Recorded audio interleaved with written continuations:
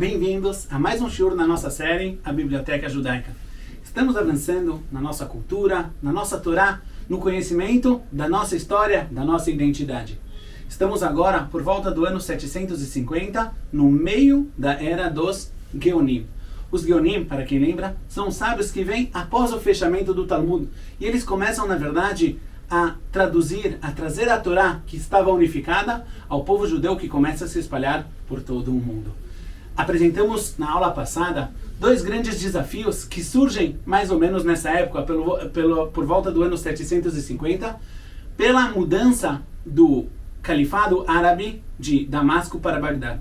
A primeira delas é a filosofia escolástica, da escola de Aristóteles, que na verdade é traduzida ao árabe e é muito estudada e muito popular. Essa filosofia levanta questões que às vezes desafiam a fé judaica. Será que o mundo foi criado ou o mundo sempre existiu? Como a fé judaica tem que se relacionar e como ela vai responder aos grandes pensadores da época? Por outro lado, temos um movimento de dentro do judaísmo, o caraísmo, os caraítas. Os caraítas, como explicamos, são um movimento que nasce através de Hanan ben David e ele argumenta que a Torá oral, que é na verdade toda a tradução, toda a forma de vida da Torá, não realmente é parte do judaísmo. Esse argumento, apesar de que hoje sabemos que ele é, na verdade, muito fraco, porque toda a forma de vida do judaísmo ela é baseada na sua tradição oral. Nós colocamos um tefilim preto, quadrado, em cima da testa, apesar de que isso não está escrito de forma exposta na Torá. Ou mesmo a capacidade de ler os sons da letra. Como é que você sabe que a letra é lida de forma X e não de forma Y, e que assim que se divide as palavras? Essas e vários outros argumentos vão ser argumentados durante centenas de anos contra os caraítas. Mas na época do surgimento, os caraítas, eles levam com eles grandes multidões, grandes partes do povo que estão confusas. E aí a liderança religiosa de Am Israel, os Geonim, precisam se levantar e defender a Torá, defender a tradição judaica, defender a nossa vida. Como fizeram isso? Na verdade, aqui surge um novo tipo de literatura. Várias e várias obras começam a surgir, tipos de livros que nunca existiram.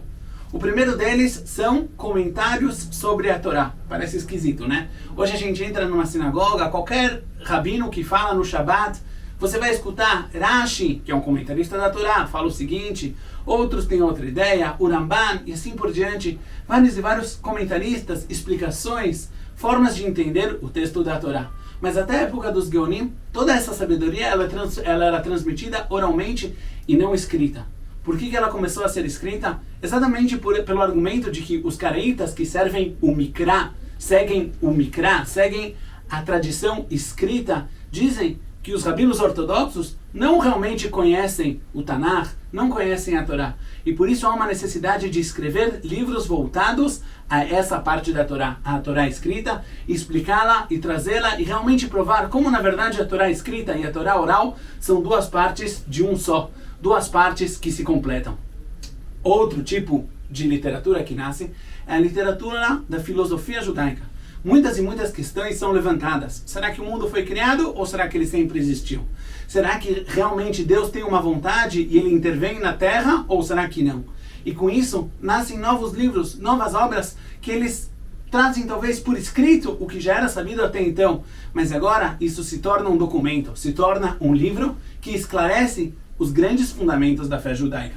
Vários e vários autores temos nessa época, várias e várias personalidades, mas hoje eu gostaria de citar uma personalidade, uma pessoa que talvez foi das mais decisivas em toda a história judaica. Rabbi Saadia Gaon.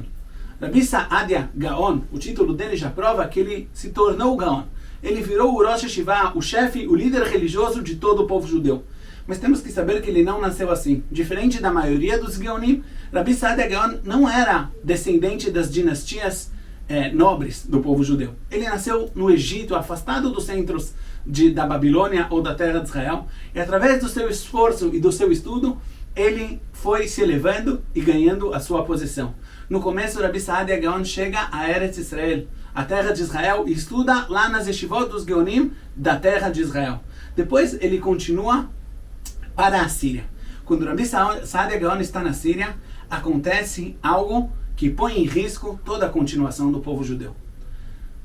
Existe uma discussão entre os Geonim da terra de Israel e os Geonim da Babilônia sobre a forma de como definir o calendário judaico. Eles têm lá uma disputa, uma diferença na conta. Qual é a conta que a gente tem que fazer para definir o comprimento de cada mês, quantos dias vão ter e assim por diante. E o significado disso é que começa a se formar duas linhas no judaísmo. Uma faz o Pesach na quarta-feira e a segunda vai fazer o Pesach na quinta-feira. Para uma, Yom Kippur é no dia X e para outra, Yom Kippur é no dia seguinte. Isso é uma crise enorme. Isso ameaça a continuidade da Torá. Rabbi Saadia Gaon, quando vê o risco dessa grande discussão, ele entra nessa discussão e ele acaba por definir qual é a halakha. E, através dos seus fortes argumentos e também de todo o seu esforço e do conhecimento de quão grande era Rabbi Saadia Gaon, ele aceita, na verdade, por todos. E ele volta a unir o povo judeu. Depois dessa história, Rabbi Saadia Gaon se torna o Gaon. Ele se torna o líder religioso de todo o povo judeu. Rabbi Saadia escreveu vários e vários livros, mas um deles, talvez o mais importante e o mais revolucionário dele, é chamado Hamivchar Ba'emunot Ve'adeot. O mais importante em todas as nossas ideias e na nossa fé. Na verdade, esse livro tem algumas novidades. A primeira delas é que ele é escrito em árabe. Por que em árabe? Porque essa era a língua falada. A segunda novidade é que esse é o primeiro livro oficial que explica e argumenta a fé judaica.